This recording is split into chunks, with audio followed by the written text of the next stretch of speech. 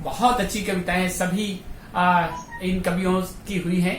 और जो ये तो मेरे सारे बहुत प्रिय कवि हैं और सबकी कविताएं बेहद अच्छी और उत्कृष्ट कविताओं से पेश किया। मैं इन सबको बधाई देता हूं। सबसे पहले मैं कविता की अन्य विधाओं के साथ परिचय अभी हो रहा है। हाइकू गीत और गजलों के बाद कविता की मुख्य विधा जो आज चलन में है, इसलिए पहली कविता मैं आपको सुनाता हूं। शीर्षक है कविता भर जमीन। इस समय तुम कविता की हिफाजत करो, सिर्फ कविता की। इस समय तुम कविता की हिफाजत करो, सिर्फ कविता की, क्योंकि हर तरफ से असहाय होते मनुष्य के पास हाथ टेकने के लिए अंततः रह जाएगी बस यही कविता भर जमीन।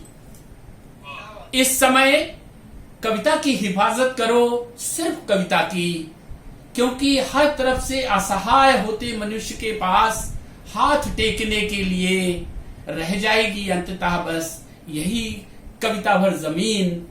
कविता भर जमीन जितनी टापू की फुनगी पर मिल जाती है एक थकी हुई गौरैया को इत्मीनान से सुस्ताने के लिए जगह। कविता भर जमीन जितनी किसी टापू की फुनगी पर मिल जाती है एक थकी हुई गौरैया को इत्मीनान से सुस्ताने के लिए जगह है। कविता भर जमीन जहां युद्धरत एक सैनिक छुपा कर रखता है अंतिम समय में आत्मरक्षा के लिए अपना आखिरी अस्त्र। कविता भर जमीन, कविता भर जमीन जहां युद्धरत एक सैनिक छुपा कर रखता है अंतिम समय में आत्मरक्षा के लिए आखिरी अस्त्र। कविता भर जमीन जितनी मनुष्यता के ध्वज को फहराने के लिए जरूरी होती है। कविता भर जमीन जितनी मनुष्यता के ध्वज को फहराने के लिए जरूरी होती है। इसीलिए कहता हूं कविता की हिफाजत करो, कविता की, क्योंकि कविता आत्मा की धड़कन है, कविता ही जीवन है, कविता ही जीवन है। हिंदी हमारी भाषा नहीं है, हमारी रक्त में संचरित एक ताकत है, प्यार है और उसमें रचे बसे हम हैं, हमारा जीवन है। भारत की पहचान, आन बान और शान केवल हिंदी के लिए है। एक दोहे में इसका परिचय देता हूं कि जो जैसा दोहे, अब मैं दोहे का पाठ करता हूं दो चार, जिसमें हिंदी को संदर्भित है कि जो जैसा जब भी मिला लिया उसी को संग, जो जैसा जब भी मिला लिया उसी को संग, यारो मेरे प्यार का पानी जैसा रंग। हिंदी ने सबको समेट के रखा है। कभी भी जो जैसा जब भी मिला लिया उसी को संग, यारो मेरे प्यार का पानी जैसा रंग। लेकिन आज जो हमारे सामने भारत और इंडिया का जो परिदृश्य है, इससे हमारी जो चिंताएं हैं, भाषा के स्तर पर मैं कह रहा हूं कि इंडिया बनाम भारत हमें जो दिख रहा है उस पर हम काम करना है। और चर्चाएं पूरे देश में लगभग इसी स्वर की हैं कि गर्व करें किस पर यहां, किस पर करें विमर्श। गर्व करें किस पर यहां, किस पर करें विमर्श। आधा है ये इंडिया, आधा भारतवर्ष। गर्व करें किस पर यहां, किस पर करें विमर्श। आधा है ये इंडिया, आधा भारतवर्ष। और एक सवाल आता है हमारे सामने, हम सारे शब्दकारों और रचनाकारों के लिए मेरा एक सवाल है कि वेद पुराण और उपनिषद दुनिया में सम्मान्य, वेद पुराण और उपनिषद दुनिया में सम्मान्य, हमने किस दिन के लिए रखा ये धन धान्य। वेद पुराण और उपनिषद दुनिया में सम्मान्य, हमने किस दिन के लिए रखा ये धन धान्य। और जो ये वर्चस्व की मानसिकता है हिंदी और अंग्रेजी की, दोहा देखें कि क्यों रे दुखिया क्या तुझे इतनी नहीं तमीज, क्यों रे दुखिया क्या तुझे इतनी नहीं तमीज, मुखिया के घर आ गया पहने नई कमीज। क्यों रे दुखिया क्या तुझे इतनी नहीं तमीज, मुखिया के घर आ गया पहने नई कमीज। और दोहा देखें कि लगता है इस वक्त के नहीं इरादे नेक। अनुपम भाई दोहे को देखिए कि लगता है इस वक्त के नहीं इरादे नेक, नदी सुखाने वास्ते हुए किनारे एक। लगता है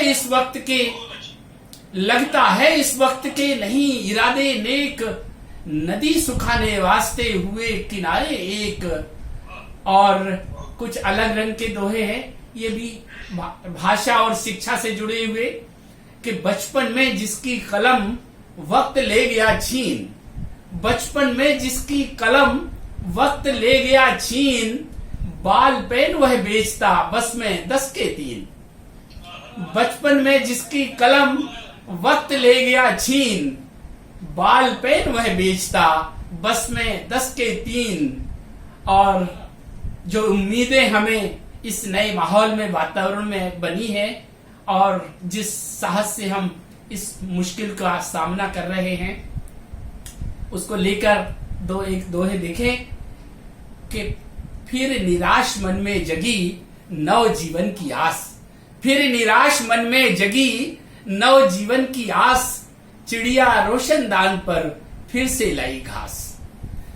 फिर निराश मन में जगी नव जीवन की आस, फिर निराश मन में जगी नव जीवन की आस, चिड़िया रोशनदान पर फिर से लाई घास। विज्ञान जी ये दोहा देखें कि होगा एक दिन खत्म ये जो कोरोना काल पर लिखा हुआ एक दोहा है कि होगा एक दिन खत्म ये जीवन का वनवास, होगा एक दिन खत्म ये जीवन का वनवास, है अपने विश्वास पर मुझको दृढ़ विश्वास। होगा एक दिन खत्म ये जीवन का वनवास, है अपने विश्वास पर मुझको दृढ़ विश्वास। और अंतिम दोहा आपको सौंपता हूं कि इतना ही मालूम है इस जीवन का सार, इतना ही मालूम है इस जीवन का सार, बंद कभी होते नहीं उम्मीदों के द्वार। इतना ही मालूम है इस जीवन का सार, बंद कभी होते नहीं उम्मीदों के द्वार। और गजल के 2, 3, 4 शेर जरा देखें। विज्ञान जी छोटी बहर के गजल के अगुआ है, हम सब उनकी प्रेरणा से और उनके सानिध्य में गजलें कहते हैं। छोटी बहर की गजलें कोई 2-4 शेर देखें। विज्ञान जी, तेरे मन तक आ पहुंचे, तेरे मन तक आ पहुंचे, लोग गुलशन तक आ पहुंचे। तेरे मन तक आ पहुंचे, तेरे मन तक आ पहुंचे, लोग गुलशन तक आ पहुंचे, मन के पंछी थके थके घर आंगन तक आ पहुंचे। तेरे मन तक आ पहुंचे, लोग गुलशन तक आ पहुंचे, मन के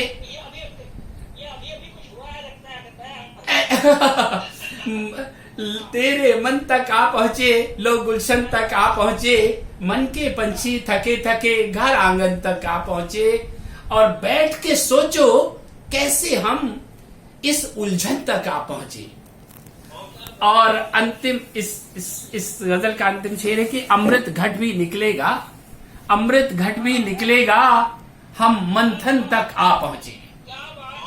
अमृत घट भी निकलेगा, हम मंथन तक आ पहुंचे, तेरे मन तक आ पहुंचे, लोग गुलशन तक आ पहुंचे। एक गजल के 2-4 शेर और देखें कि तुमको क्या बतलाएं, तुमको क्या बतलाएं हम क्या भूल गए, तुमको क्या बतलाएं हम क्या भूल गए, घर में रखकर कहीं खजाना भूल गए। तुमको क्या बतलाएं हम क्या भूल गए, घर में रखकर कहीं खजाना भूल गए और कर्तव्यों के बोझ उठाकर शहर गए। कर्तव्यों के बोझ उठाकर शहर गए, फिर आपाधापी में जीना भूल गए। कर्तव्यों के बोझ उठाकर शहर गए, फिर आपाधापी में जीना भूल गए। और शेर देखिए कि आकर्षक दिखने की जिद में खूब सजे, आकर्षक दिखने की जिद में खूब सजे, सजते सजते अपना चेहरा भूल गए। आकर्षक दिखने की जिद में खूब सजे, सजते सजते अपना चेहरा भूल गए। और रास्ते में जब धूप लगी तो याद आया, रास्ते में, ये शेर देखिए कि रास्ते में जब धूप लगी तो याद आया, जाने कहां हम अपना छाता भूल गए। गौर साहब याद करें कि रास्ते में जब धूप लगी तो याद आया, जाने कहां हम अपना छाता भूल गए। और बादल निकले सागर से पानी लेकर, बादल निकले सागर से पानी लेकर, खेत में आते आते रास्ता भूल गए। बादल निकले सागर से पानी लेकर, खेत में आते आते रास्ता भूल गए। और आज का शेर देखें कि व्हाट्सएप ईमेल चले तो अब बच्चे, व्हाट्सएप ईमेल चले तो अब बच्चे, माँ बापू को चिट्ठी लिखना भूल गए। व्हाट्सएप ईमेल चले तो अब बच्चे, माँ बापू को चिट्ठी लिखना भूल गए। और उम्मीदों के 2-4 शेर अगर समय है तो बताएं। अंतिम गजल आपको पहुंचाता हूं। और हिंदी और आज की जो उम्मीदों से भरा हुआ वातावरण है, हमारे भीतर जो आत्मविश्वास है, इस पूरे आत्मविश्वास से लैस एक गजल आपको पहुंचाना चाहता हूं कि वेदना को शब्द के परिधान पहनाने तो दो, वेदना को शब्द के परिधान पहनाने तो दो, जिंदगी को गीत में ढलकर जरा आने तो दो। वेदना को शब्द के परिधान पहनाने तो दो, जिंदगी को गीत में ढलकर जरा आने तो दो। शेर देखिए कि वक्त की ठंडक से शायद जम गई मन की नदी। वक्त, ये जो 5 महीने की दौर का एक शेर है कि वक्त की ठंडक से शायद जम गई मन की नदी, देखना बदलेंगे मंजर धूप गरमाने तो दो। वक्त की ठंडक से शायद जम गई मन की नदी, देखना बदलेंगे मंजर धूप गरमाने तो दो। और एक शेर देखिए कि खोज ही लेंगे नया आकाश ये नन्हे परिंद, खोज ही लेंगे नया आकाश ये नन्हे परिंद, तुम जरा खोज ही लेंगे नया आकाश ये नन्हे परिंद, इन परिंदों को जरा तुम पंख फैलाने तो दो। खोज ही लेंगे नया आकाश ये नन्हे परिंद, इन परिंदों को जरा तुम पंख फैलाने तो दो। और शेर देखिए गौर साहब, ना समझ है वक्त अपना ये बुरा बिल्कुल नहीं, ना समझ है वक्त अपना ये बुरा बिल्कुल नहीं, मान जाएगा उसे एक बार समझाने तो दो।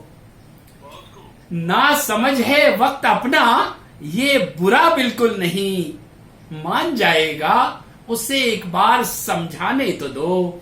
और अंतिम शेर आपको देता हूं जो पूरी दृढ़ निश्चयता जो हमारे इस समय के वातावरण में है और हमको उसका भरोसा है कि कब तलक डरते रहेंगे ये ना हो फिर वो ना हो, कब तलक डरते रहेंगे ये ना हो फिर वो ना हो, जो भी होना है उसे इस बार हो जाने तो दो।